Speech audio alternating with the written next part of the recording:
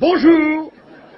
8e épisode. Là, t'as vu, je les ai mis à la lecture. Ils étaient en larmes tout à l'heure. C'est pour ça que je leur ai mis un nez rouge. Ça va mieux, hein? D'accord, regarde, là, d'accord, on est tranquille. Donc je vais pouvoir vous parler donc de la version troublante à propos des pirates de l'air. Alors, là, il y a un truc étonnant, c'est que des fois, même les Américains, des fois, ils mettent des années à trouver qui c'est qui a fait le coup.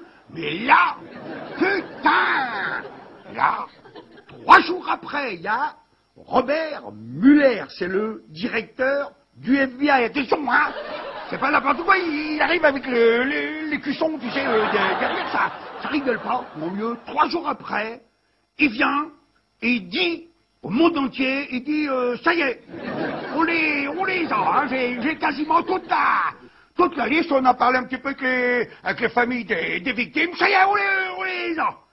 Ils sont 19, tu sais, ils avaient tout, hein, les noms, les prénoms, les 19. Ça, c'est super troublant, j'ai trouvé comme ça, aussi vite, tu vois, les 19 pirates de l'air. Alors, ce qui est encore plus troublant, c'est qu'à l'époque, quelques semaines après, il y en a, ils disent, attends, mais moi je suis pas un pirate de l'air, je suis vivant. Là, il y en a, ils travaillent, je sais plus où, là, au Maroc, l'autre, ça, c'est emmerdant parce que, en 2004, 3 ans, si tu veux, plus tard, il y a toujours les 19 pirates. Ils ont pas bougé, hein, ouais, ils ont été là le premier jour, ils sont là jusqu'au dernier jour. Alors, le truc super troublant, c'est pour ceux qui les ont fréquentés et qui ont témoigné en montrant leur visage, hein, et en donnant leur nom, leur prénom, tous, hein, ils disent que c'était des pilotes vraiment de piètres pilotes, quoi, très très incompétents, incapables de faire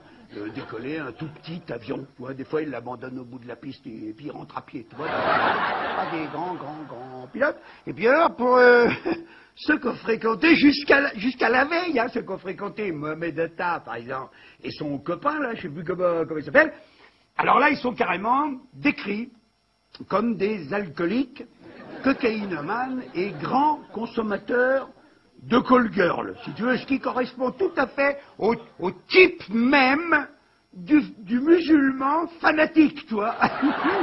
C'est-à-dire que la veille, hein, de s'offrir à Dieu, donc en martyr, toi, il se saoule la gueule, toi, oui, limite à presque le louper, l'avion du homme. Alors moi, toi, moi je trouve que c'est quand même des pirates super troublant, toi. Ah, je m'y connais pas beaucoup en pirate de l'air, mais enfin, c'est du pirate troublant ou pas ça? Hein? Donc, voilà, parce que moi, je sais, par exemple, la veille de mon Stade de France, c'était une journée super importante, toi.